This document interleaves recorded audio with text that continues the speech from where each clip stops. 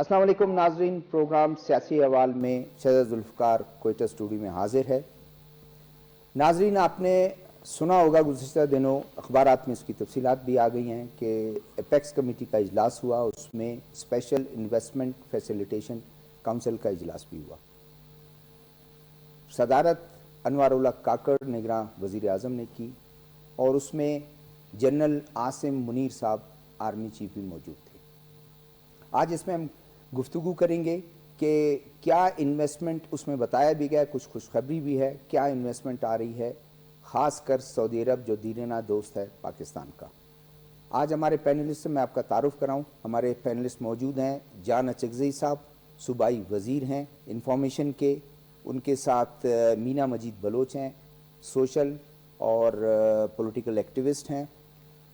हमारे साथ तीसरे सेकंड सेगमेंट में तीसरे मेहमान हमारे साथ होंगी नैयर अली, सीनियर साफ़ी हैं, national press club secretary finance है नेशनल प्रेस क्लब की। जान अचकज़ई साहब, आपको जाना है तो पहले सेगमेंट हम आपसे स्टार्ट करते हैं कि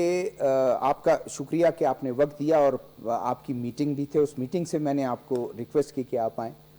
इस फैसले को कि रेकोदेक में भी सऊदी इन्वेस्टमेंट आ रही है और हब के करीब एक रिफाइनरी का जो है वो है, एग्रीकल्चर में भी जो है वो उन्होंने इंटरेस्ट शो किया है। 25,000 एकड़ गालिबन शायद उनको वो किया है या उनको अज़म किया है कि हम उनको नहीं। तो थोड़ी सी आप बताएं कि किस तरह देखते हैं। शहज़ादा जुल्फ़िकार साहब, आपका बहुत शुक्रिया, आपने मुझे इनवाइट किया। Special investment facilitation council Pakistan की तारीख़ में पहली दफ़ा एक वन विंडो ऑपरेशन है जो फ़ॉरेन इन्वेस्टमेंट के लिए जो हमारे निज़ाम में रेड टेप है उसका ख़ात्मा करने के लिए बनाया गया है। और इस काउंसिल के पीछे पाकिस्तान के तमाम स्टेक होल्डर्स हैं, जिसमें गवर्नमेंट जो रिप्रेजेंट करते हैं प्राइम मिनिस्टर, उसके साथ आर्मी चीफ और जो बाकी स्टेक होल्डर्स और इदारे हैं वो इस काउंसिल को मजबूत करते हैं। ये काउंसिल जो भी फैसला करता है तमाम सूबों को मानना पड़ता है और अगर कोई भी ब्यूरोक्रेटिक रेड टेप या कोई और तरीके से इसमें रुकावटें डालता है तो उनके ख़िलाफ़ कार्रवाई भी हो सकती है। अल्हम्दुलिल्लाह, जो अभी आपने इशारा भी किया, इस वक्त जीसीसी कंट्रीज़ का बड़ा इंटरेस्ट है पाकिस्तान में और वो काउंसिल के ज़रिए बहुत बड़े प्रोजेक्ट्स पाकिस्तान में ला रहे हैं और इसमें बलूचिस्तान जो है वो सबसे फेवरेट है, सर फहरिस्त है। तो ये भी हमारे लोगों के लिए एक खुशखबरी है, बलूचिस्तान के लिए मुस्तकबिल एक होप है कि एक पहली दफ़ा concrete investment billions of dollars की आ रही है। जान साहब, ये बताएं कि रेकोदेक काफ़ी तातुल का शिकार हुआ, अब उसमें गए इंटरनेशनल उसमें लिटिगेशन में गए, आर्बिट्रेरी जो उनका वो है उनकी कौंसल या उनकी वो जो फोरम है उस पर जाकर हमने उसको तय करवाया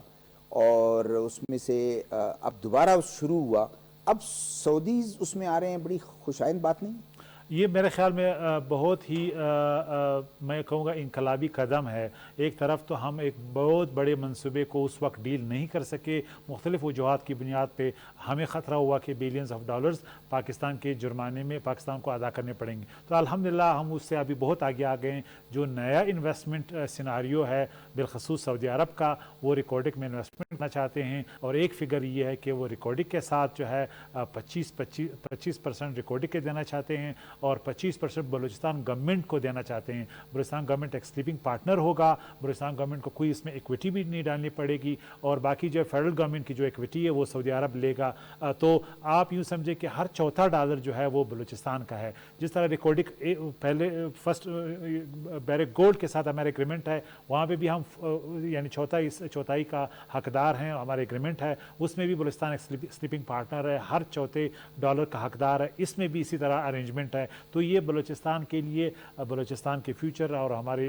नस्लों के लिए ये बहुत खुशाइंद है और एक बहुत ही फॉरेन डायरेक्ट इन्वेस्टमेंट की सूरत में हमें एक गिफ्ट मिलेगा। इसके अलावा जो रिफाइनरी की आपने बात की है, जिस तरह आपको मालूम है उसमें भी सऊदी गवर्नमेंट और चाइनीज़ इन्वेस्टमेंट आ रही है। रिफाइनरी का अगर मैं अर्ज़ करूँ कि सिर्फ एक रिफाइनरी के लिए 2 लाख जो है वो जॉब क्रिएट होंगे और ये भी बलूचिस्तान में होंगे। इसमें बाद में जो भी आएगा टैक्स वो भी बलूचिस्तान कलेक्ट करेगा। ये भी तकरीबन 10 से 15 बिलियन डॉलर का प्रोजेक्ट है जो आइंदा 4 साल में मुकम्मल होगा और ये पैसे और भी बढ़ सकते हैं। तो इससे ये मालूम होता है कि बलूचिस्तान में जो एक खौफ था इन्वेस्टर्स का कि यहाँ पे रेड टेप ज़्यादा है, यहाँ पे वन विंडो नहीं है, लॉ एंड ऑर्डर का मसला है, वो तमाम बातें अब मिथ साबित हो रही हैं, क्योंकि thanks to special investment facilitation council अब ये हम पैरेलल एक ट्रैक के ज़रिए इन्वेस्टर्स को अट्रैक्ट कर रहे हैं। अच्छा गज़ी साहब, आपने तो अभी इशारा किया फ्यूचर जनरेशन, और आप अपनी तकरीर में हमेशा कहते हैं कि नौजवानों को फोकस करते हैं। रेको देखो सऊदी इन्वेस्टमेंट हबको में हो, और एक अभी पाइपलाइन में है कि उर्माड़ा के करीब भी एक ऑयल रिफाइनरी जो है वो लगाने का मंसूबा बना रहे हैं आपके सऊदीज़। तो इससे नौजवानों को कि जो शायद गवर्नमेंट इतने लोगों को अकोमोडेट नहीं कर सकती है, प्राइवेट यहाँ वो नहीं है, इंडस्ट्रीज़ नहीं है कि जिसमें उनको अकोमोडेट किया जाए। एग्रीकल्चर ही एक ऐसा शोबा है जिसमें लाइव स्टॉक और एग्रीकल्चर, माइनिंग, फिशरीज़, तो मेरे ख्याल में कोई 25 लाख एकड़ भी जो है उनको गवर्नमेंट ऑफ बलूचिस्तान ने कहा है कि हम आपको ये देंगे। तो नौजवानों को कितना फ़ायदा मिलेगा कि वो अपनी जब तालीम मुकम्मल कर लेते हैं, बजाय उस ख़राब मारामारी में, ड्रग में, इसमें इन्वॉल्व और इस तरफ आएँ। देखिए, बलूचिस्तान के जवानों को जो सबसे बड़ा मौका मिल रहा है वो इन प्रोजेक्ट्स में मिल रहा है। जो रिकॉर्डिक है और सऊदी इन्वेस्टमेंट है, इसमें आपको मिनरल एक्सपर्ट्स चाहिए, इंजीनियर्स चाहिए, आपको लेबर चाहिए, ये सारे हमारे बलूचिस्तान से पैदा होंगे। जो अभी मैं जिधर यूनिवर्सिटी में गया हूँ, मिनरल डिपार्टमेंट को स्ट्रेंथन करने की मैंने बात की है, ताकि हम रिक्वायर्ड स्किल लेबर यानी प्रोड्यूस कर सके, ताकि हम ऑफ़र कर सके रिकॉर्डिक और बाकी मनसूबों साजों को कि आपको लोकल ह्यूमन रिसोर्स मिल रहा है, आप बाहर से ना मंगाएं। तो लोकल रिसोर्स की ट्रेनिंग जो है वो हमारी जिम्मेदारी है, लेकिन ये हमारे जवान पूरा कर सकते हैं। इसी तरह हमारा जो तुर्बत रीजन है, पूरा आपका मकरान बेल्ट, वहाँ पे लोग कम पड़ जाएंगे। हमारी जो साहिली पट्टी है, जो बड़े प्रोजेक्ट्स वहाँ पे आ रहे हैं, हमारी जो लोकल वहाँ पे ह्यूमन रिसोर्स है वो हाईली एजुकेटेड है, पूरे बलूचिस्तान में वो हाईली स्किल्ड है, उनको थोड़ा सा पॉलिश करने की ज़रूरत है। वो हमारा जो सारा आइंदा लेबर का जो डिमांड है वो पूरा करेगा। तो आप यूँ समझे कि जो इनकलाब आएगा वो उस बलूचिस्तान के यानी उस रीजन में आएगा जो पिछले 50 साल में या 100 साल में कभी भी वहाँ पे ना पानी था, ना हेल्थ था, ना जॉब था। पहली दफ़ा उस इलाके के लोग इन बड़े प्रोजेक्ट से बराह रास्त यानी मुतासर होंगे पॉजिटिवली, और उनको जॉब के मौके मिलेंगे। तो अब चैलेंज सिर्फ ये कि हम गवर्नमेंट, प्राइवेट सेक्टर मिल के और ये जवानों का पैशन मिल के हम उनको स्किलफुल बनाएं, उनको डायरेक्ट करें कि ऐसे स्किल्स की उनकी ज़रूरत है जो ये मार्केट में उनको खपा सकेगा। फिर बाकी मैंने डिपार्टमेंट्स के साथ भी एक कन्वर्सेशन की है कि आपने जो एम्प्लॉयबल यूथ है उनको प्रोड्यूस करना है। अभी ऐसे डिपार्टमेंट्स की हमें ज़रूरत नहीं है जिनकी को हम खपा नहीं सके यूथ को फारिग करके। तो हमारे लिए अल्हम्दुलिल्लाह हमारे यूथ के लिए ये तारीख़ी अपॉर्चुनिटी है जो पिछले 100 साल में हमारे उस रीजन में जहाँ पे कभी भी इन्वेस्टमेंट नहीं आया, ये आने जा रहा है। तो वो बातें सारी अब ख़त्म हो गई हैं कि बलूचिस्तान में खुदा न खास्ता महरूमी होगी, बलूचिस्तान में खुदा न खास्ता यहाँ पे वसाइल जो है वो हम एक्सप्लॉइट नहीं कर सकते हैं या उसको डेवलप नहीं कर सकते हैं या इसमें फेडरल गवर्नमेंट की दिलचस्पी नहीं, वो सारी जो नैरेटिव है वो बैठ जाएगी। जान साहब, एक बड़ा फ़र्क पड़ेगा, सऊदीज़ अगर इन्वेस्टमेंट करता है और थोड़ी सी इस ट्रेड के मामले में वो आता है, पाकिस्तानी सऊदीज़ जाते हैं, ठीक है, वो समंदर पार पाकिस्तानी जो हैं और गल्फ़ रीजन्स में जाते हैं, वहाँ मेहनत मजदूरी भी करते हैं। स्किल अगर उनके पास हो तो बहुत अच्छी जॉब अपॉर्चुनिटीज़ उनके लिए है। इंडियंस भी जाते हैं, फिलिपीनीज़ भी जाते हैं, लेकिन पाकिस्तानियों को खसूसी एक वो प्रायोरिटी देते हैं। तो बलूचिस्तान के लोगों को कितनी प्रायोरिटी मिलेगी? एक पाक चाइना बल्कि चाइनीज़ के ताउन से ग्वादर में एक सेटअप है और वो स्किल जो है सिखाते हैं उनको। तो अगर टेक्निकल एजुकेशन उनको दें और उसके बाद वो कोई ये स्किल हासिल करने के बाद वहाँ जाए, कितनी अपॉर्चुनिटी और कितने हज़ार लोग जा सकते हैं बलूचिस्तान से? पहली बात ये कि मैं आपको बताऊं, अगर कोई इलाका रीजन बेनिफिट ले सकता है तो वो बलूचिस्तान है। मैं बलूचिस्तान को सूबा नहीं कहता, सूबा छोटा होता है, बलूचिस्तान एक पूरा रीजन है जो नाम है डेवलपमेंट का, जो नाम है डेवलपमेंट पोटेंशियल का, जो नाम है क्वालिटी ह्यूमन रिसोर्स का। इस वक्त बलूचिस्तान सिर्फ नहीं, आपके सऊदी अरब में एक बहुत बड़ा शहर बन रहा है जिसमें लाखों लोगों की ज़रूरत है और वो पाकिस्तान से पूरी होंगी, बलूचिस्तान से पूरी होंगी। दूसरी बात ये कि पूरी GCC कंट्रीज़ में जो अरबिक स्पोकन अरबिक है वो ضرورت ہے جو spoken Arabic speaking labour force کی ضرورت ہے، آج بھی وہاں پہ ڈیفیسٹ ہے، قطر سے لے کے یو اے ای تک، یہ ہم پورا کر سکتے ہیں۔ ابھی انڈیا کے اسٹیٹ کیرالا میں کیریکولم میں عربی کو لازمی قرار دیا گیا ہے۔ ہم بلوچستان گورنمنٹ بھی انشاءاللہ اس پہ کام کر رہے ہیں کہ ہم یہاں پہ اسپوکن عربک کو انٹروڈیوس کرائیں، تاکہ سعودی عرب میں، یو اے ای میں، قطر میں، ٹورزم میں، ہوٹلنگ میں، باقی جو جابز ہیں اور جو ابھی انویسٹمنٹ ہو رہی ہے، جو نوم سٹی بن رہی ہے سعودی عرب میں، اس میں ہمارے لوگ جا کے جلدی سے وہاں پہ یعنی جاب سیکیور کریں اور ان کے کمیونیکیشن اسکل کا مسئلہ حل ہو۔ تو اس وقت ہم پرائیویٹ سیکٹر کے ساتھ آج بھی ہم ڈسکس کر رہے تھے، ایک پروپوزل ہم نے تیار کی ہے جس میں صوبائی گورنمنٹ کو ہم انگیج کر رہے ہیں کہ ان لیبر کو فوراً ہم جو جی سی سی کنٹری کی ریکوائرمنٹ ہے اس کی طرح ان کو اڈاپٹ کریں، ان کو تیار کریں، ان کو اسپوکن لینگویج سکھائیں، وہ اسکل سکھائیں جن کی ضرورت ہے، جو نہیں ہے وہ ہم اس کو چھوڑ دیں، جو ہم نے بنائے تھے 20 سال پہلے جو ہم ٹریننگ دے رہے تھے اس کو ہم اپڈیٹ کریں۔ تو یہ ایک بہت خوشائند بات ہے، لیکن سب سے امپورٹنٹ بات یہ ہے کہ بلوچستان کے لوگوں کو یہ جو انویسٹمنٹ آ رہی ہے یہاں پہ اپنے گھر میں انویسٹ یعنی ان کو موقع ملے گا، جو شاید ہی ہماری جو جنریشن تھی ان کو نہیں ملا، ہم سب باہر گئے جابس کے لیے، امپلائمنٹ کے لیے، کیونکہ یہاں پہ مواقع نہیں تھے۔ تو اب ایک اسکل فل ایگزیکٹو بھی بلوچستان کا ہو سکتا ہے اور ایک عام لیبر بھی بلوچستان کا ہو سکتا ہے۔ تو اب میرا اپیل ان جوانوں سے یہ ہے کہ آپ کے لیے آپ دروازے کھلنے جا رہے ہیں، آپ نے اپنے سکلز کو شارپ کرنا ہے، جس طریقے سے بھی ہو، آپ نے کسی کا انتظار نہیں کرنا، ہم جو کر رہے ہیں وہ تو کر رہے ہیں، لیکن آپ نے فوکس کرنا ہے کہ آپ کی امپلائیبلٹی کہاں ہے اور آپ کے لیے مارکیٹ کہاں ہے۔ مارکیٹ آپ کے لیے بلوچستان سے لے کے سعودی عرب کے شہر ہیں، سو آپ نے لمٹ نہیں ہونا ہے۔ اگر آپ نے صرف اپنے آپ کو لمٹ کیا جو روایتی مضامین ہے تو آپ کو بڑے مواقع نہیں ملیں گے اور باہر کے لوگوں کو مجبوراً لینا پڑے گا۔ لاسٹ کوشچن پہ آپ کو ہم اجازت دیں گے، اس کے بعد پھر اپنا پروگرام کنٹینیو رکھیں گے۔ یہ مجھے بتائیں کہ آپ نے ایک اشارہ دیا کیرلا میں، انڈین اسٹیٹ کیرلا میں انہوں نے عربی کو ایک لازمی قرار دیا ہے اور آپ بھی کوشش کر رہے ہیں۔ فیوچر ٹیکنیکل ایجوکیشن اور ویسے ہائر ایجوکیشن کے بعد اگر ایڈیشنل آپ کے پاس کوالیفیکیشن ہے وہ تو لینگویج ہے انٹرنیشنل، اسپینش آپ سیکھیں، آپ فرینچ سیکھیں، جرمن سیکھیں، چائنیز سیکھیں، عربک سیکھیں، تو کیا صرف عربک کے علاوہ بھی آپ کوئی تعلیم میں کوئی چینجز لا کر یہاں یہ بھی انٹروڈیوس کرا رہے ہیں کہ ایک لینگویج لازمی وہ یورپین لینگویج ہو یا انٹرنیشنل کوئی بھی لینگویج ہو جس سے ان کو فائدہ ہو؟ دیکھیے پہلی بات یہ کہ اس وقت جو پوری انویسٹمنٹ ہے جی سی سی کنٹریز کی وہ ایک نان آئل اکانومی کی طرف جا رہے ہیں، اس کے ان کے پاس بلینز آف ڈالرز کے ویلتھ فنڈز ہیں، وہ انویسٹمنٹ کرنا چاہتے ہیں ساؤتھ ایشیا میں، فار ایسٹ میں، ادھر ایران میں، اس ریجن میں کرنا چاہتے ہیں۔ وہ امریکہ اور یورپ میں نہیں کرنا چاہتے کیونکہ جو پولیٹیکل ریزنس کی وجہ سے انہیں ڈر ہے کہ ان کے انویسٹمنٹ کو اگر تعلقات خراب ہو جائے، کل ان کو ہولڈ اپ کیا جائے، تو یہ انویسٹمنٹ ان ممالک میں آئے گا جس میں پاکستان بھی ایک پوٹینشیل بینیفیشری ہے۔ اس لیے ہمیں پہلے تو یہ ویو کو کیچ کرنا ہے as a state, as a nation, as a community. دوسرا یہ کہ جو ہماری اسکل لیبر ہے انہیں عربی پہ فوکس کرنا ہے تاکہ ہم نہ صرف جو پاکستان میں جس کا انویسٹمنٹ آئے گا ہمارے کمیونیکیشن سکلز ہو، بلکہ ہم خود جائیں نوم کی طرح جو $1000 بلین کا انویسٹمنٹ پروجیکٹ ہے اس میں کم از کم 4 لاکھ لوگوں کی ضرورت ہے ابھی ایز وی اسپیک، وہ وہاں پہ جائیں۔ اور دوسری جو گلوبل مارکیٹ ہے اس کو میں کہتا ہوں جو ڈیجیٹل مارکیٹ ہے اس وہاں پہ 7 کروڑ جابز ہیں، 7 کروڑ جابز، اور وہ آپ گھر کے ایک کلک آف بٹن سے آپ ڈالر کما سکتے ہیں۔ اس کے لیے آپ کی ڈیجیٹل سکلز ہیں جس میں آپ کی سوشل میڈیا مارکیٹنگ سکلز ہیں، امیزون پہ آپ کس طرح یعنی چیزوں کو بیچتے ہیں وہ سکلز ہیں، ای کامرس کے سکلز ہیں، اور یہ 2 مہینے کے سکل سے سیکھنے سے آپ یہ سکل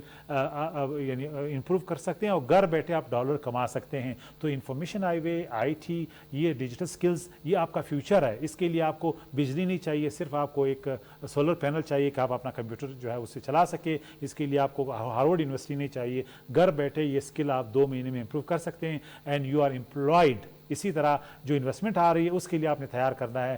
کیا آپ اپنی فیوچر کی اونرشپ لینے کے لیے تیار ہیں؟ یہ میرا میسج۔ تھینک یو جی۔ ناظرین بریک کا وقت ہوا ہے، آپ ہمارے ساتھ رہیے، بریک کے بعد ہم گفتگو کا سلسلہ جاری رکھیں گے۔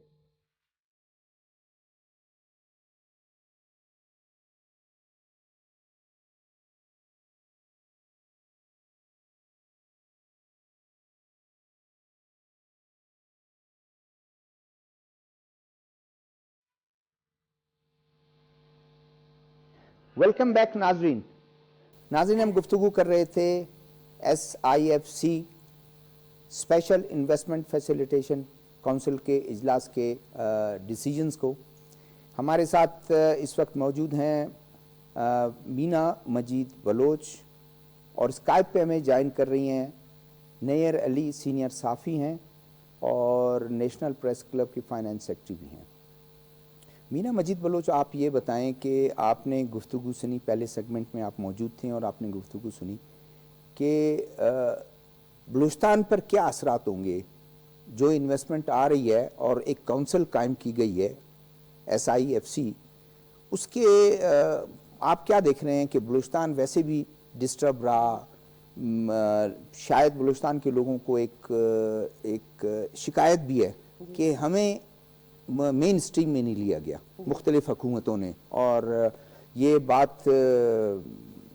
اسلام آباد میں بھی لوگ محسوس کرتے ہیں، مختلف وزرائے اعظم آئے ہیں، موجودہ وزیر اعظم کا تعلق بلوچستان سے ہے انوار اللہ کاکڑ، وہ بھی یہ سمجھتے ہیں، تو کیا اثرات ہوں گے اس ڈیسیجن سے؟ دیکھیں، سب سے پہلے تو یہ میں کہنا چاہوں گی کہ اوور آل اگر ملک کی معیشت کی بات کریں تو this council is a great initiative, special investment facilitation council, جس سے ملک کی بیسکلی اس کا مقصد تو یہی ہے کہ ملک کی معیشت کو بوسٹ اپ کرنا اور جو ہمارے غیر ملکی سرمایہ کار ہیں ان کو انکریج کرنا اور ان کو اٹریکٹ کرنا ٹورڈز پاکستان۔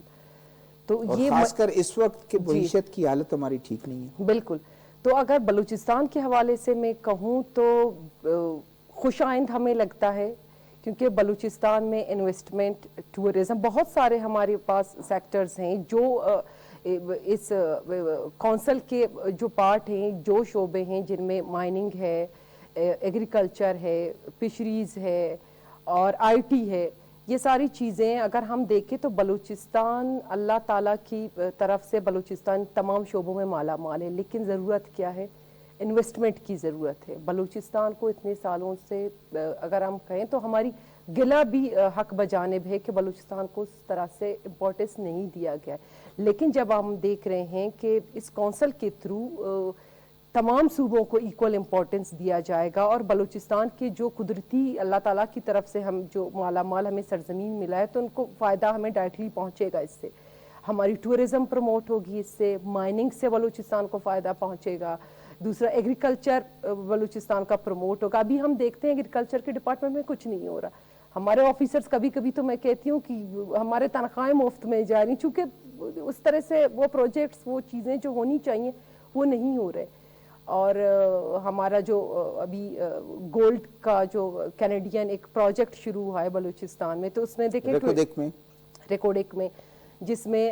25% بلوچستان کو دیا جا رہا ہے، تو یہ ان ساری چیزوں سے یہ واضح ہوتا ہے کہ اس کونسل سے بلوچستان کو بہت فائدہ پہنچے گا اور اس کے بہت مثبت اثرات ہوں گے بلوچستان کی عوام کے لیے۔ نیر علی، میں آپ کی طرف آتا ہوں، آپ نے بھی اخبارات، خود آپ جرنلسٹ ہیں، آپ نے دیکھا کہ اخبارات میں آپ نے پڑھا بھی ہوگا کہ جو ڈیسیجن لیے گئے ہیں اوور آل پاکستان پہ اس کے کیا اثرات ہوں گے، خاص کر کہ آج معیشت کتنے کمزور پوزیشن میں ہے پاکستان کی؟ جی بہت شکریہ شہزاد صاحب۔ میرا خیال ہے کہ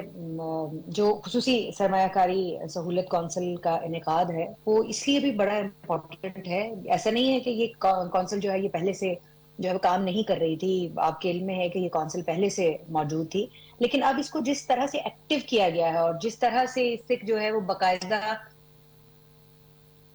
استعمال کیا جا رہا ہے معاملات کو سیٹل ڈاؤن کرنے کے لیے، میرا خیال ہے کہ سرمایہ کاروں کو جو خدشات تھے بنیادی طور پہ کہ کس طرح سے وہ جو ہے وہ آئیں، آ کر سرمایہ کاری کریں، کون ان کے ساتھ ڈیل کرے گا، وہ جو ون ونڈو آپریشن پاسبل ہے یا نہیں ہے، تو یہ سارے وہ سوالات، وہ خدشات تھے جو سرمایہ کاروں کے ذہنوں میں ہیں، اور اگر ان خدشات کو دور کرنے کے لیے کام شروع کر دیا گیا ہے تو میرے خیال میں یہ پہلا قدم ہے جو معاشی بدحالی کی جانب ہم بڑھتے چلے جا رہے ہیں اس کو دور کرنے کے لیے، اس کے تدارک کے لیے۔ لیکن اگر ہم خصوصی طور پر بلوچستان کی بات کریں تو اس وقت ایک بہت اشد ضرورت تھی کہ وہاں پر وہ بہت سارے پروجیکٹس جو کہ جن پر بہت ساری انویسٹمنٹ ہوئی، جن پر نہ صرف یہ کہ بلوچ قوم کی بلکہ پورے پاکستان کا مستقبل جو ہے اس کا دار و مدار تھا۔ آپ نے ابھی ریکوڈیک کا ذکر کیا، تو ریکوڈیک آپ کو پتا ہے کہ اس کی طرف پوری دنیا کی نظریں لگی ہوئی تھیں کہ جس روز یہ پراپرلی کام کرنا شروع کر دے گا اور جس روز اس سے جو ہے وہ استفادہ کرنے کے قابل ہو جائے گا پاکستان، تو اس کے بعد تو معاملات بہت بہتر ہو جائیں گے۔ لیکن جو کچھ بھی ہوا ماضی میں آپ کے سامنے ہے. ماضی میں جس طرح سے ان تمام جو ایشوز ہیں اور ان تمام پروجیکٹس کے ساتھ جو سلوک کیا گیا وہ بھی آپ کے سامنے ہے. ہم نے سپریم کورٹ میں شہزادہ صاحب یہ سارا کیس ہم نے بیٹھ کر کور کیا. اس وقت اٹارنی جنرل اور جو ہماری وکلا کی ٹیم ہے پاکستان کی وہ جا کر وہاں پر کوشش کرتی تھی کہ ہمارے مسائل جو ہیں وہ حل ہو سکے, ہمیں دفاع کیا جا سکے. لیکن کچھ ایسی چیزیں ہماری, کچھ ایسی کوتاہیاں ہیں, کچھ ایسی نیگلیجنس ہیں جن کی وجہ سے جن کا دفاع جو ہے وہ ممکن نہیں ہے. تو ہم سب سے پہلے تو یہ ایکسپیکٹ کرتے ہیں, یہ ہماری خواہش ہے, امید ہے کہ یہ سرمایہ کاری کونسل جب مائننگ کی طرف توجہ دے رہی ہے اور مائننگ کے پروجیکٹس کے اوپر جو خاص طور پہ کام کر رہی ہے, تو پھر سب سے پہلے یہ جو پروجیکٹس جو کہ ادھورے رہ گئے اور جو نہ صرف یہ کہ پاکستان کی بدنامی کا باعث بنے بلکہ دنیا میں جو ہے وہ اس بات کا بھی باعث بنے. اگر ہم ان پروجیکٹس کو کمپلیٹ کر لیتے ہیں تو ہم ایک میسیج دینے میں کامیاب ہو جاتے ہیں پوری دنیا کو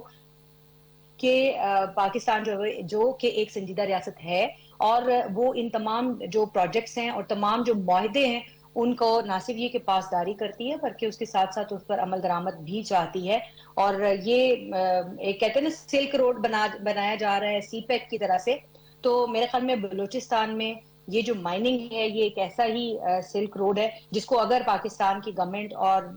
پاکستان کے جو وہ تمام ذمہ داران ہیں, خاص طور پہ SIFC کے جو ذمہ داران ہیں, وہ اگر اس کے اوپر جو امپلیمنٹیشن کرنے میں کامیاب ہو جائیں, جو کہ اس وقت فیصلے ہو رہے ہیں اہم ترین, تو میرا خیال ہے کہ بلوچستان کی تمام کیا پورے پاکستان کی تمام جو مشکلات ہیں معاشی قسم کی وہ دور ہو سکتی ہیں. ایگریکلچر میں بہت کام ہو رہا ہے اور میرا خیال ہے کہ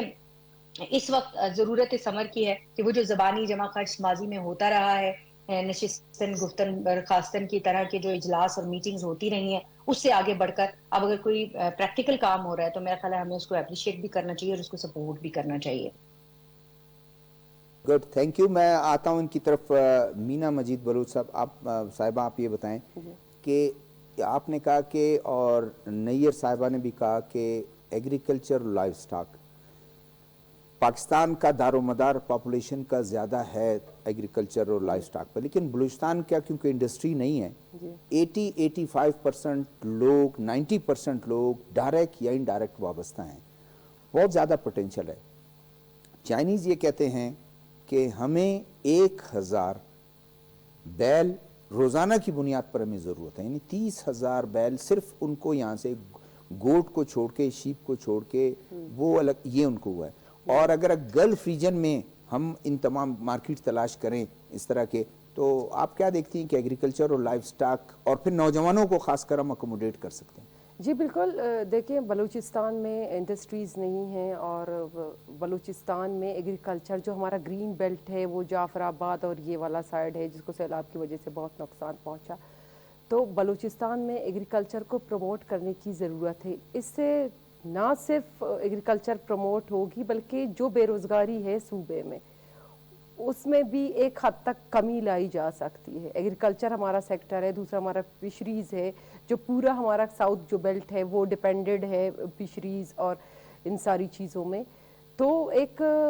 ان ساری انویسٹمنٹ سے ایک تو ہمارا یہ ہوگا ان امپلائمنٹ بہتر ہوگا, ان امپلائمنٹ بہتر ہوگی تو ہمارے پاس ہیلتھ جو فیسلٹیز ہیں وہ شاید بہتر ہوں. جن کے پاس ظاہر سی بات ہے آپ کے گھر پیسہ آئے گا تو آپ اپنی صحت کا بھی اس حساب سے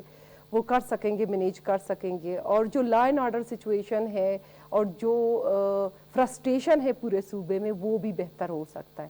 تو میں نے جیسے کہ پہلے کہا کہ اٹس اے گریٹ انیشیٹو. اس سے نہ صرف بلوچستان بلکہ ہمارے پورے ملک کو بہت فائدہ پہنچے گا. اور دوسرا بلوچستان کا فائدہ ایک یہ ہے کہ چائنیز جو گوادر میں کام کر رہے ہیں, جو سی پیک ہمارے پروجیکٹس ہیں, تو ظاہر سی بات ہے جب ہماری ایگریکلچر نہیں ہوگی, جب ہماری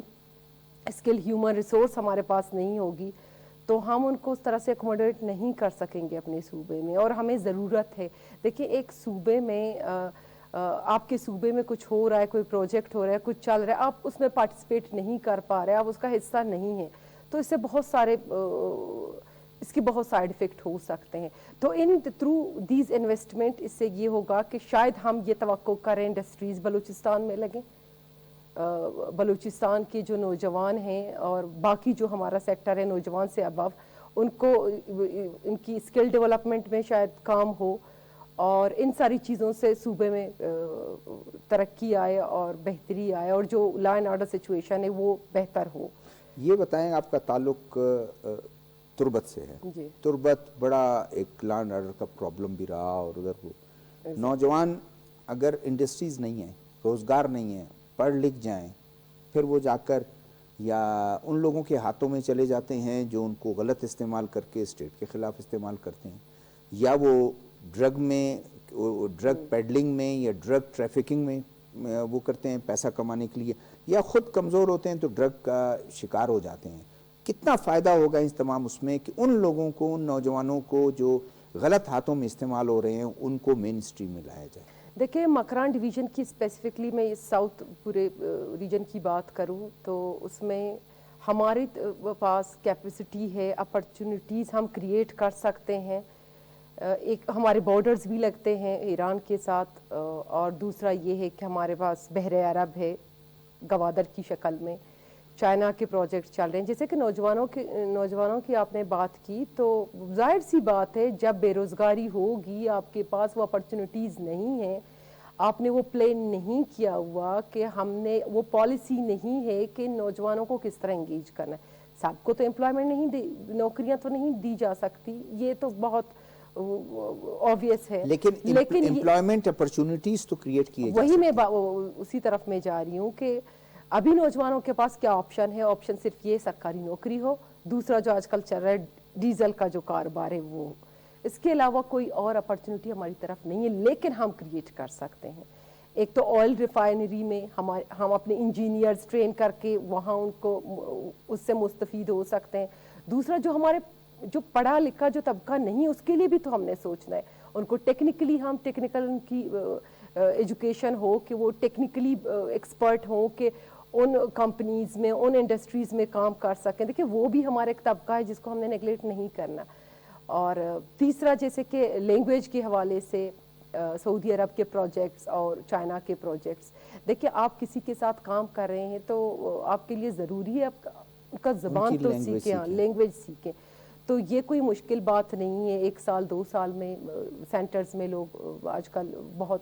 ایڈوانسمنٹ آ گئی ہے کہ آپ سیکھ سکتے ہیں گھر بیٹھے بیٹھے, بلکہ سیکھ سکتے ہیں آن لائن کلاسز سے. تو ایک ہم نے اس طرف بھی وہ دیکھنا ہے تاکہ ہم پریپیئر کریں کہ آنے والے وقت نوجوانوں کو اس کا مطلب ہم لینگویج سکھائیں. میں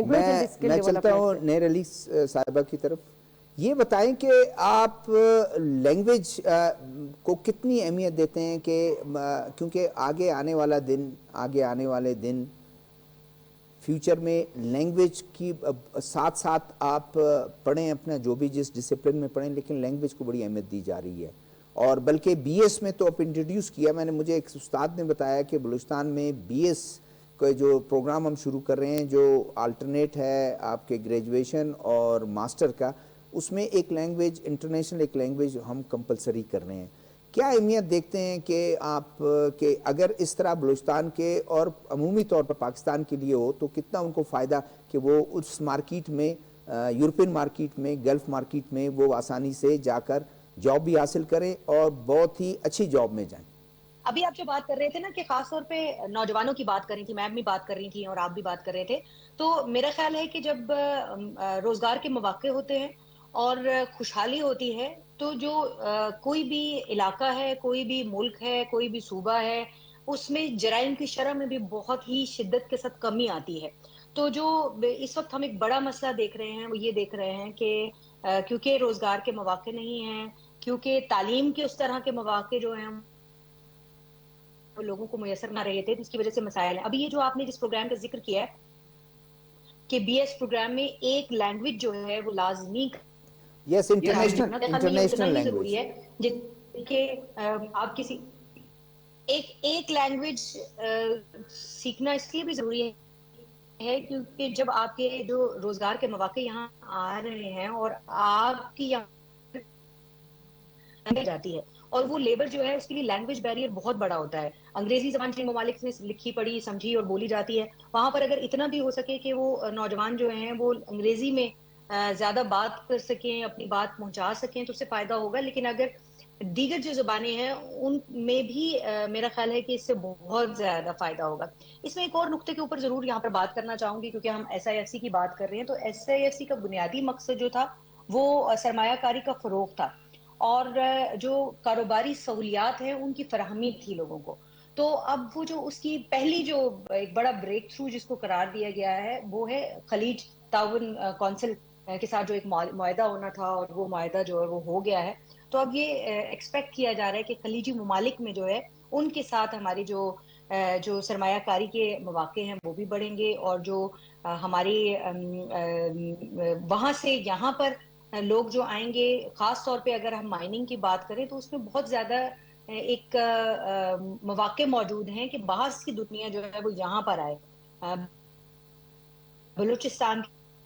پاکستان کا رخ کرے گی اسی طرح سے، لیکن اگر یہاں سے باہر جانے والے جو لوگ ہیں ان کے لیے بھی بہت ضروری ہے کہ وہ یہاں سے جو ہے وہ جو لینگویج بیریئرز ہیں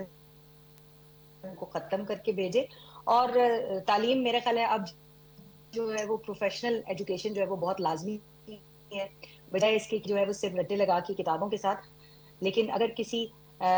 جو ہے وہ ٹیکنیشنل طریقے کے ساتھ جو ہے وہ ہم اپنے نوجوانوں کو ویل اکوپڈ کر سکیں تو میرا خیال ہے کہ یہ بہت ہی اچھا اضافہ ثابت ہوگا. یہ بتائیں کہ اوور آل پاکستان کو کس طرح آپ دیکھتے ہیں ایگریکلچر اور لائف سٹاک میں اگر سعودی انویسٹ کرتے ہیں، کیونکہ لازم ملزوم ہے جہاں جس کے پاس کوئی زمین ہے وہ لامعلا کچھ نہ کچھ جو ہے وہ جانور رکھتا ہے ضرور. تو آپ کس طرح دیکھتے ہیں ہمارا، کیونکہ پاکستان کی اکانومی جو ہے بہت ایک بڑا کنٹریبیوشن جو ہے وہ ایگریکلچر اینڈ لائف سٹاک کا ہے. جی دیکھیے ایگریکلچر اور لائف سٹاک جو ہے نا، ایگریکلچر میں اس وقت جو حکومت پاکستان کی جانب سے ایک بہت بڑی انویسٹمنٹ کی جا رہی ہے، اور بہت بڑا جو ایک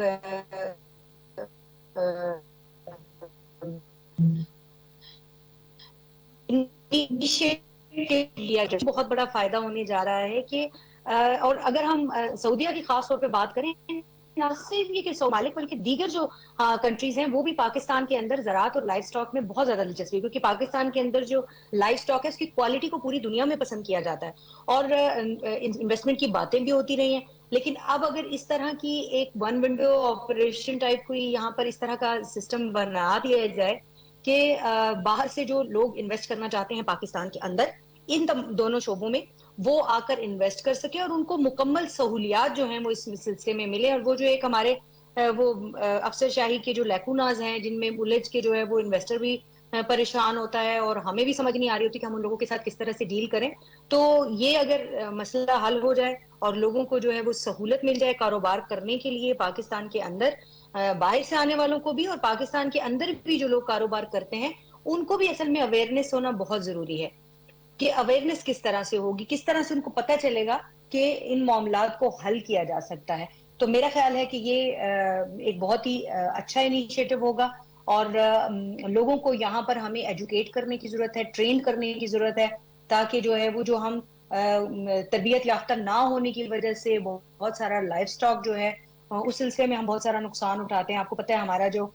ذمہ دار ہے جس نے جو یہ تو جانتا ہے کہ اگر تھوڑے چھوٹے پیمانے کے اوپر کچھ مال مویشی رکھنے ہیں تو کس طرح سے ان کی دیکھ بھال کی جا سکتی ہے، کس طرح سے جو ہے ان کو نقصانات سے بچایا جا سکتا ہے، چاہے وہ صحت کے حوالے سے ان کی ہوں یا چاہے وہ موسمی اثرات ہوں. لیکن اگر بڑے پیمانے پر کاروبار کی صورت میں انہیں یہ کام کرنا ہے تو ان کے لیے کیا کیا ایسی ضروری چیزیں ہیں جو ان کو سیکھنا ضروری ہیں، اور کیا کیا ایسی ضروری اقدامات ہیں جو ان کے کرنے ضروری ہیں. تو میرا خیال ہے کہ اگر یہ ہم تھوڑا سا لوگوں کو بتانے میں، سکھانے میں، سمجھانے میں کامیاب ہو جائیں تو بہت ساری ایسی جو ہمیں پرابلمز فیس کرنی پڑتی ہیں، بہت سارے ایسے جو ابھی کاروبار شروع ہی نہیں ہوتا اور نقصانات اٹھاتے ہیں اور لوگ کاروبار بند کر کے چلے جاتے ہیں، تو ان مسائل سے بھی جو ہے وہ ہم نکل سکیں گے. بالکل بالکل، یہ آپ نے بڑی امپورٹنٹ بات کی انہوں نے کہ باہر کے لوگوں کو اور اپنے لوگوں کو ہم سمجھا سکتے ہیں کہ کاروبار کے اپرچونیٹیز کہاں کہاں ہیں آپ کو کریں. مینا مجید بلوچ صاحبہ، آپ سے سوال میرا یہ ہے کہ یہ کونسل جو بنی ہوئی ہے ایس آئی ایف سی، اس میں پاکستان آرمی کا بڑا ایک تعاون ہے. آرمی چیف خود بڑی دلچسپی لے رہے ہیں، جنرل عاصم منیر صاحب دلچسپی لے رہے ہیں، اور اس کونسل کے اجلاس میں وہ موجود بھی تھے. اور سویلین گورنمنٹ کے ساتھ ان کا ایک تعاون ہے، کیونکہ ایک معاشیت मीशत को, हमारी मीशत को ज़रूरत है इसकी कि तमाम सेक्टर्स जो हैं, तमाम शोबे, तमाम सेक्टर्स एक पेज पे हों और इस तरफ तवज्जो दें ताकि मुल्क को इस बहरान से निकाला जाए। आप किस तरह देखती हैं कि उनका ताउन, पाकिस्तान आर्मी का ताउन मीशत के एतबार से? देखिए, पाकिस्तान को जो मुश्किलात अभी पेश हैं और जिस तरह हमारी मीशत की हालत है, इतने अरसों से हमारे जितने सॉरी टू से जितने सियासतदान गुजरे हैं और उन्होंने इस पे कोई तवज्जो नहीं दिया, तो अभी फ़ौज ने ये महसूस किया कि इनकी बस की बात नहीं है, तो उनकी सरपरस्ती में मैं इस बात को अप्रिशिएट करती हूँ। ये काबिल ज़िक्र है कि हमारे चीफ साहब सैयद आसिम मुनीर इस पूरी कौंसल को तश्कील देने में, इसकी कायम करने में उनका अहम किरदार रहा है और इसमें जितने भी हमारे स्टेक होल्डर्स हैं, स्पेशली हमारी पॉलिटिकल जो लीडरशिप है, उनको ऑन बोर्ड लेते हुए और फ़ौज की आला क़यादत उन्होंने मिलकर ये कमीशन तश्कील दिया ताकि पाकिस्तान को इस बहरान से निकाला जा सके और हमारी इकॉनमी स्ट्रॉन्ग हो, हमारी इकॉनमी बूस्ट हो, हमारी इकॉनमी आगे जाए। अगर इसी तरह हालात चले तो आवाम को और ज़्यादा मुश्किलात का सामना करना हो, शायद 2 वक्त की रोटी भी बहुत मुश्किल हो जाती है। अभी तो फिर भी हालात उस एज तक नहीं पहुँचे, महंगाई है, हमारी मईशत जो है वो बहुत डाउन है, लेकिन फिर भी जो भी करके हमें 2 वक्त की रोटी मिल जाती। अगर ये इनिशिएटिव नहीं लिया जाता, ये कौंसल नहीं बनाई जाती, तो शायद हालात और बुरे होते। तो ये बहुत बड़ा इनिशिएटिव है और इसको मैं बहुत खुशाइंद समझती हूँ पूरे मुल्क के लिए, जिसमें हमारे जो लोकल और हमारे इंटरनल जितने भी इन्वेस्टर्स हैं उनको भी एक वो प्लेटफॉर्म देना कि आपने किस तरह कारोबार करना है और क्या आपके हर्डल्स हैं। थ्रू दिस कमीशन वो कोशिश होगी कि उनको रिमूव किया जाए और जो ज़रूरी और नेसेसरी जो इक़दामात हैं, जो रिक्वायर्ड हैं, वो किए जाएं और हमारी जो गैर मुल्की सरमायाकार हैं वो भी पाकिस्तान की तरफ मुतवज्जा हो, उनको बुलाया जाए ताकि वो पाकिस्तान के किसी भी सूबे में वो जहाँ उनका दिल करे वो आके इन्वेस्टमेंट करें और इनको हम पूरा वो जो हमारी फैसिलिटेशन है वो दें ताकि उनको कोई हर्डल्स ना हो। जो माजी में रहा है, लोग यहाँ आने से कतराते थे। लॉ एंड ऑर्डर सिचुएशन भी मैं समझती हूँ शायद अब बेहतर हो, जिस तरह से हमने ये अफगान मुहाजिन के इनकला का भी वो ऑर्डर्स दे दिए हैं, तो शायद इससे इलीगल इमिग्रेंट्स जो हैं हमारे, अगर वो चले जाते हैं तो लॉ एंड ऑर्डर सिचुएशन भी काफ़ी हद तक बेहतर होगी। तो जो हमारे बैरून मुल्क से इन्वेस्टर्स हैं उनको उस तरह की शायद वो हर्डल्स पेश ना हो आने वाले वक्तों में। और दूसरा सबसे अहम बात मैं जो समझती हूँ, इसकी जो क़यादत है वो हमारे चीफ साहब डायरेक्टली इसकी क़यादत कर रहे हैं। इसकी वजह ये है कि जो इंटरनल हमारे जो सरमायाकार हैं और जो एक्सटर्नल हैं जो चाहते हैं पाकिस्तान में करें, उनको शायद ये इत्मीनान हो, ये तसल्ली हो कि लीडरशिप किसके सरबराही में हो रहा है और कौन इस बात की वो क्या कहते हैं उसको ज़मानत ले रहा है कि हमारी इन्वेस्टमेंट जो पाकिस्तान में ज़ाया नहीं जाएगी और हमें जो दरपेश मसाइल आने वाले होंगे वो बर वक्त ओवरकम हो। तो ये बहुत बड़ी बात है कि हमारी जो आला क़यादत है फ़ौज की, वो डायरेक्टली वो लोगों को ये इत्मीनान, बल्कि शायद आपको आपको नॉलेज में होगा, मैं आपको याद दिलाऊं कि उन्होंने पिछले दिनों इन्वेस्टर्स खुद गए थे, ट्रेडर्स गए थे आर्मी चीफ के पास और उनसे खसूसी उन्होंने मीटिंग की और वो अपॉर्चुनिटीज़ बताई और उन्होंने उनको बताया कि हम सारे गवर्नमेंट आपको और हम सारे ताउन करने के लिए तैयार हैं। तो इसी तरह हम ये बहुत बड़ी बात मैं इसको समझती हूँ कि आप गारंटी दे रहे हैं, आप गारंटी दे रहे हैं, हाँ, ताकि एतमाद आप लोगों का कायम कर रहे हैं कि वो आके आपके मुल्क में इन्वेस्टमेंट करें। और ये वक्त की ज़रूरत है, हमें ज़रूरत है कि हमारे एक्सपोर्ट हमारे बूस्टअप हों, हमारे बड़े। अभी जो हालत है हमारी एक्सपोर्ट्स की और इंपोर्ट बहुत ज़्यादा है, एक्सपोर्ट्स हमारे कम है, तो इस तरह तो हालात नहीं चलेंगे। ये बहुत वक्त की ज़रूरत थी और बहुत इस चीज़ की अहमियत है कि ये होना चाहिए था और बर वक्त हो रहा है। That's great. नैयर साहिबा, आप हमें बताएं कि कुछ ऐसे महकमे हैं या कॉरपोरेशंस हैं जिस तरह PIA, Pakistan steel mill, railway, काफ़ी बोझ है, उनका खसारा कुछ 12 से 16 अरब रुपए जो है वो सालाना बनता है। तो उसके लिए भी CIFC ने उसमें भी उन्होंने कहा कि इसको किस तरह हम कम करें। तो क्या आप देखते हैं कि ये, और दूसरा ये है कि मुस्तकबिल में लॉ एंड ऑर्डर, ज़ाहिर है हमारे जो सिक्योरिटी के अदारे हैं, हमारी लॉ इन्फोर्सिंग की एजेंसी हैं, वो हमा वक्त मौजूद हैं और लॉ एंड ऑर्डर को बेहतर करने के लिए, تو کیا آپ سمجھتے ہیں کہ کتنا امپیکٹ پڑے گا فورن انویسٹمنٹ پہ اور ٹورزم پہ؟ جی آپ نے بالکل ٹھیک کہا.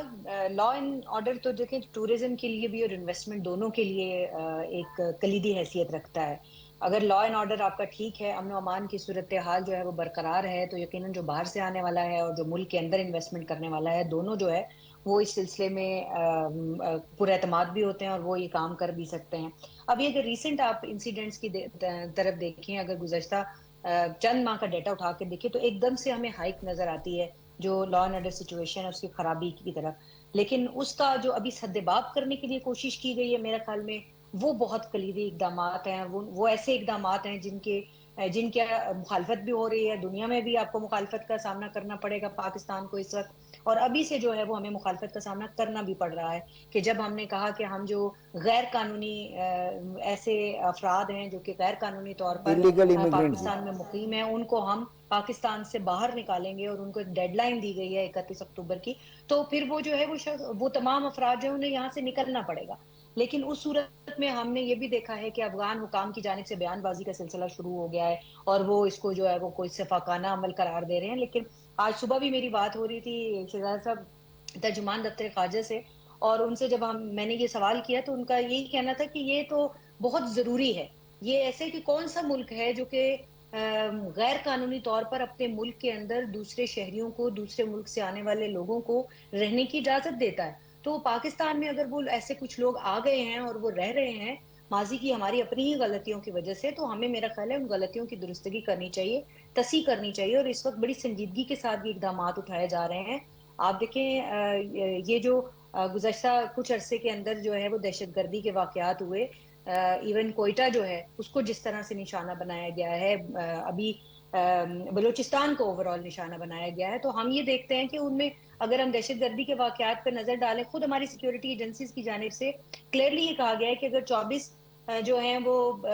واقعات ہوئے ہیں تو ان میں سے 14 کے اندر جو ہے وہ ہماری دراندازی جو نیر صاحبہ یہ بتائیں ہے کہ سرحد پار وہ تھی. جی لیکن اب جب ہم اس کے اوپر کنٹرول کر رہے ہیں تو اس سے فائدہ یہ ہوگا کہ ہمارا کنٹرول کی وجہ سے ہمیں لوگوں کو اس طرف مائل کرنے میں آسانی ہوگی اور کہ ہم انویسٹمنٹ بہتر ہوگی، ملک کے انویسٹمنٹ اندر بہتر حالات جو ہوگی. ہیں وہ سرمایہ کاری کے لیے سازگار ہیں. اس کے ساتھ ساتھ آپ نے ایک نجکاری کی بات کی تھی. آپ نے نجکاری کی بات کی کہ کچھ اداروں کی نجکاری جو ہے وہ گفتگو ہو رہی ہے اور اس کو بڑا تنقید کا نشانہ بھی بنایا جاتا رہا کہ جی ایک بار پھر نجکاری کی باتیں شروع ہو گئی ہیں. اور ماضی میں نجکاری کی باتیں جو ہیں وہ